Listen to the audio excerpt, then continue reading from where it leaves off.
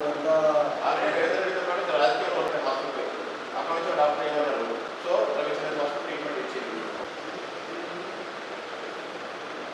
అని చెప్పేసి ఒక 3-4 వర్డ్స్ చెప్పండి సార్. రవిచంద్ర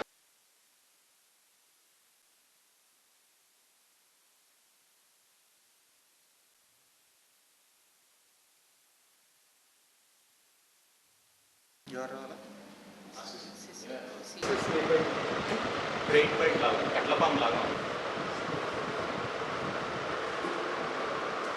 సో ఇప్పుడు నేను చెప్పబోయే case one of the rare and deadliest presentation of snake poisoning.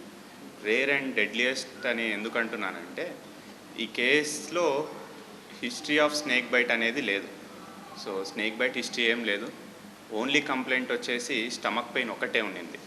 So అదొక్కటే కంప్లైంట్, ఇంకా వేరే కంప్లైంట్స్ ఏం లేవు.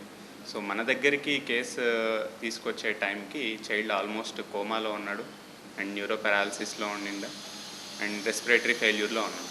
సో ఇమీడియట్గా మనం వెంటిలేటర్ మీద పెట్టుకోవాల్సి వచ్చిన వెంటనే. సో హిస్టరీ తీసుకుంటే ఆ బాబు నైట్ అంతా బాగానే ఉండిండు. నైట్ పడుకొని లేచిన తర్వాత మార్నింగ్ టైంలో స్టమక్ పెయిన్ ఒకటి మాత్రమే ఉండింది. స్టమక్ పెయిన్ కోసం వాళ్ళు ఎక్కడో బయట వాళ్ళ దగ్గరలో ఉన్న హాస్పిటల్ తీసుకుపోతే స్టమక్ ఇన్ఫెక్షన్ అని చెప్పేసి పంపించినారు. దాని తర్వాత బాబుకు మింగడంలో ఇబ్బంది ఉందని చెప్పేసి మన దగ్గరికి తీసుకురావడం జరిగింది. ఆ తీసుకొచ్చే మధ్యలోనే బాబు కోమాలోకి వెళ్ళిపోవడం జరిగింది అండ్ రెస్పిరేషన్ ప్రాబ్లం ఉండిండ. సో ఇక్కడ మనం ఆ కంప్లైంట్స్ బాబుని ఎగ్జామిన్ చేసిన తర్వాత మనకు ఎయిదర్ స్నేక్ బైట్ అయినా అయిండొచ్చు, లేకపోతే పాయిజనింగ్ అయినా అయిండొచ్చు అనేసి సస్పిషన్తో మనం ట్రీట్మెంట్ స్టార్ట్ చేశాము. అండ్ హిస్టరీ తీసుకుంటే కూడా వాళ్ళు ఒక చిన్న పల్లెటూరు నుంచి వచ్చారు. వాళ్ళ ఇంట్లో కూడా రోజు నైట్ నేల మీద పడుకునే అలవాటు వాళ్ళకి. సో అవన్నీ కన్సిడర్ చేసుకొని మనం స్నేక్ బైట్ ట్రీట్మెంట్ స్టార్ట్ చేసాం. ముఖ్యంగా త్రాచుపాము వచ్చే సిమ్టమ్స్ ఎక్కువ ఉండడంతో సో ఆ ట్రీట్మెంట్ స్టార్ట్ చేయడం జరిగింది. దానివల్ల వెంటనే 2 డేస్లో చైల్డ్ అయితే ఇంప్రూవ్మెంట్ వచ్చింది. 2 డేస్లో మనం వెంటిలేటర్ నుంచి బయటికి తీయడం జరిగింది. మీరు చూస్తున్నారు చైల్డ్ కూడా ఇప్పుడు బాగున్నారు. సో ఇది ఎలా సస్పెక్ట్ చేసాం త్రాచుపాము అన్నట్లు, ఎందుకంటే త్రాచుపాములు ఎప్పటికైనా కూడా నైట్ క్రాలర్స్ అండి, నైట్ టైమే తిరుగుతూ ఉంటాయి. మామూలుగా మనం డెడ్లియస్ట్ స్నేక్స్లో మనకి నాగుపాము ఒకటి, ఇంకోటి వైపర్ స్నేక్స్, ఇంకోటి త్రాచుపామ్స్ మోస్ట్లీ నైట్ టైం తిరుగుతూ ఉంటాయి. నైట్ టైము ఇండ్లలోకి రావడం జరుగుతుంది. సో త్రాచుపాము ఎందుకు డెడ్లియస్ట్ అంటే అది కరిచినప్పుడు నొప్పి కూడా ఉండదు చాలామందికి, అండ్ కరిచినప్పుడు ఆ ఫ్యాంగ్ మార్క్స్ ఉంటాయి కదా, అవి కూడా ఉండవు చాలాసార్లు. సో అండ్ ఇంకొకటి త్రాచుపాము కరిచిన వెంటనే సిమ్టమ్స్ కూడా రావు, అవి లేట్గా ప్రజెంట్ అవుతాయి చాలాసార్లు. సో 6 అవర్స్ నుంచి 24 అవర్స్ వరకు ప్రజెంట్ అయ్యే ఛాన్సెస్ ఉంటాయి.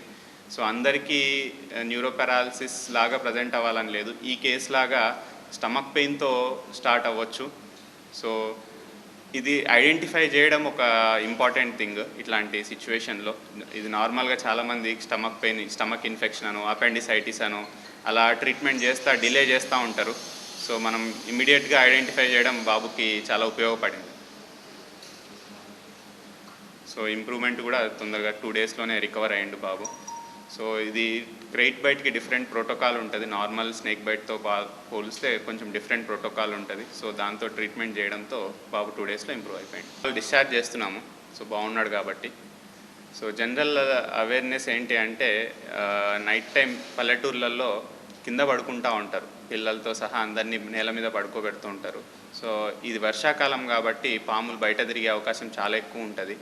సో మనం కింద పడుకోకుండా మంచం మీద పడుకోవాలి. రెండోది ఏంటంటే, ఒకవేళ మనకు ఆప్షన్ లేనప్పుడు మస్కిటో నెట్స్ అన్న చుట్టూ వేసుకొని పడుకోవాల్సి వస్తుంది.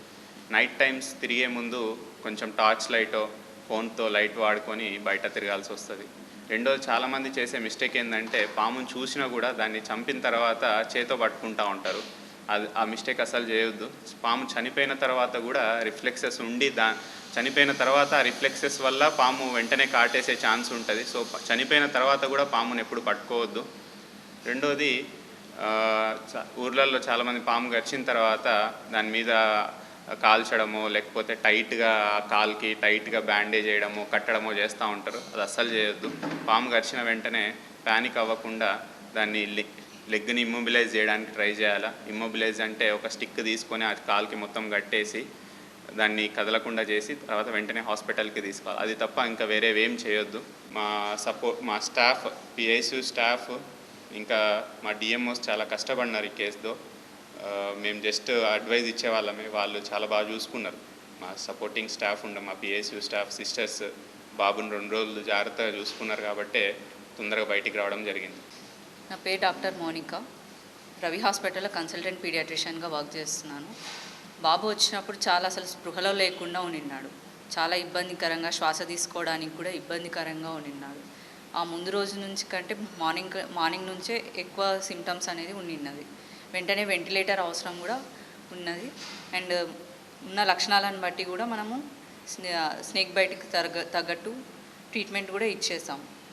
బాబు కూడా 2 రోజుల్లో కూడా ఇంప్రూవ్ అయ్యాడు. ఈరోజు కూడా డిశ్చార్జ్ చేస్తున్నాము. కాకపోతే ఇవన్నీ కూడా మీరందరూ గుర్తుపెట్టుకోవాలి. అండ్ ఇవి మళ్ళీ ఇలాగే రిపీట్ అయ్యే అవకాశం కూడా ఉంటుంది. మెయిన్గా ఇవి రూరల్ ఏరియాస్లోనే ఎక్కువ ఉంటుంది.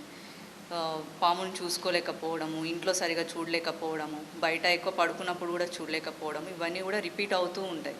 ఇది ఒకటని కాదు, స్కార్పియన్ స్టింగ్స్ కూడా కామన్గా రూరల్ ఏరియాస్లో ఉంటుంది.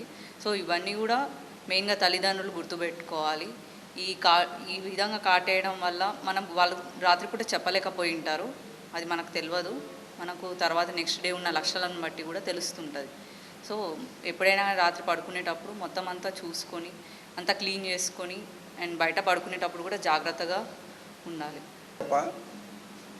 ఈ బాబుకు ఎప్పుడు ఏం జరిగింది మాకు తెలియదు కూడా. నాకు రవి హాస్పిటల్కి పోర్రి అంటే మేము వెళ్ళి ఇక్కడ వచ్చినాం. వచ్చిన తర్వాత సీరియస్ మీద బాబు బాగా ఉండడు. నేను కూడా లేకుంటే వాళ్ళ నాయన ఉంటే వాళ్ళ నాయన వెంబడే నేను వచ్చిన తర్వాతనే సీరియస్ మీద ఉన్నందుకు లోపల తీసుకుపోయి పెద్ద మిషన్ పెట్టగలరు సారు. ఆ నుంచి మంచిగా మెల్లమెల్ల స్పృహలోకి వచ్చినాక ఈ రోజు అటు వరకు 5 రోజులు అవుతుంది. ఈరోజు డిశ్చార్జ్ చేస్తున్నారు. మాది బాలంపేట, మా జిల్లా దౌలతాబాద్ మండల్ అయినాక వికారాబాద్ జిల్లా అవుతుంది, తాలూకా కొడంగల్ అవుతుంది. వచ్చినందుకు సారోళ్ళకు అందరికీ ధన్యవాదాలు. సారోళ్ళు కూడా మంచిగా చూసిండ్రు. ఇంతవరకు సారోళ్ళ నుంచే ఆ బాబు బయటపడ్డాడు. ఈ హాస్పిటల్ కూడా మంచిగా ఉంది. సారోళ్ళ నుంచి బయటపడ్డాడు. మేనేజర్ సారు కూడా మాకు సాయం చేసిండు. రవి అనే సారు కూడా సాయం చేసిండు, సహకరించిండ్రు. నాకైతే నా బాబు నాకు బయట పడ్డాడు. చాలు. ఇంతవరకు ధన్యవాదాలు అందరికీ.